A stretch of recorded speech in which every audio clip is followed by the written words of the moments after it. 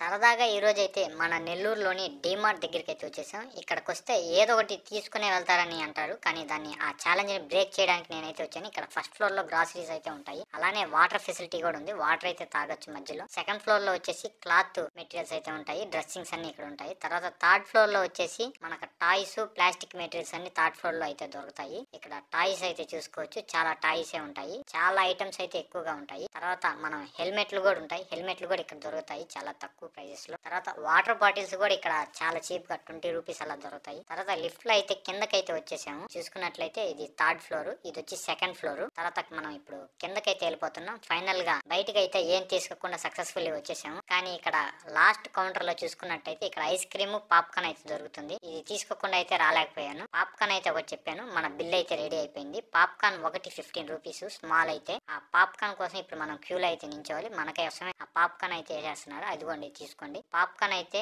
Cheesy popcorn అంటారు దీన్ని. ఇది డీమార్ట్ స్పెషల్. ఇక్కడికి వచ్చినప్పుడు కంపల్సరీ ట్రై చేయండి. ఒకవేళ మీరు ఇక్కడికి వచ్చినప్పుడు ఏమైనా తీసుకొని వచ్చారా, తీసుకోకుండా వచ్చారా కామెంట్ చేయండి.